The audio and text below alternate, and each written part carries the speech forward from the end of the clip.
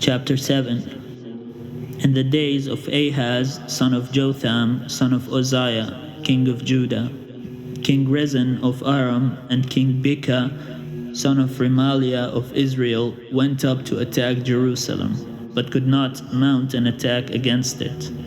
When the house of David heard that Aram had allied itself with Ephraim, the heart of Ahaz and the heart of his people shook as the trees of the forest shake before the wind.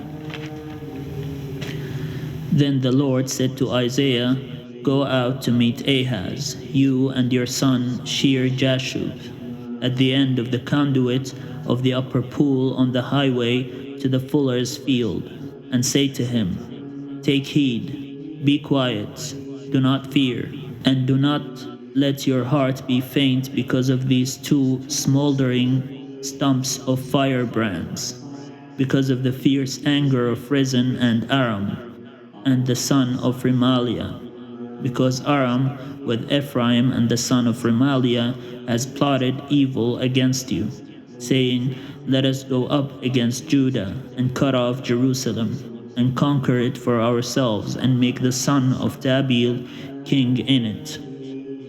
Therefore, thus says the Lord God, It shall not stand, and it shall not come to pass.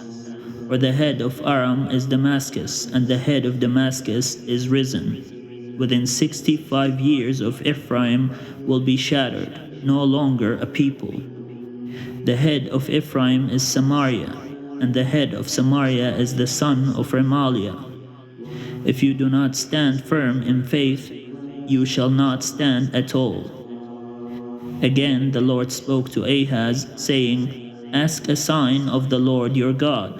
Let it be deep as Sheol, or high as heaven. But Ahaz said, I will not ask, and I will not put the Lord to the test.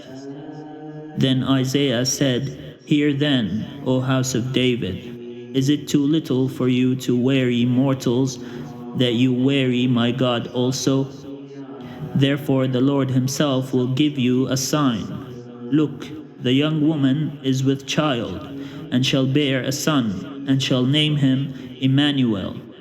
He shall eat curds and honey, by the time he knows how to refuse the evil and choose the good. For before the child knows how to refuse the evil and choose the good, the land before whose two kings you are in dread will be deserted. The Lord will bring on you and on your people and on your ancestral house such days as have not come since the day that Ephraim departed from Judah, the king of Assyria. On that day the Lord will whistle for the fly that is at the source of the streams of Egypt, and for the bee that is in the land of Assyria. And they will all come and settle in the steep ravines, and in the clefts of the rocks, and on all the thorn bushes, and on all the pastures.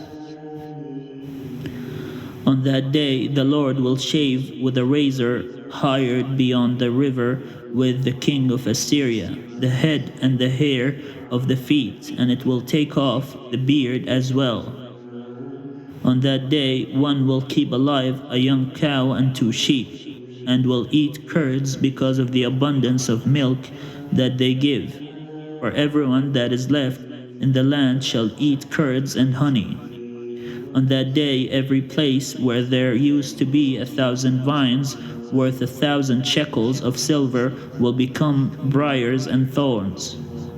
With bow and arrow one will go there, for all the land will be briars and thorns. And as for all the hills that used to be hoed with a hoe, you will not go there for fear of briars and thorns, but they will become a place where cattle are let loose and where sheep tread.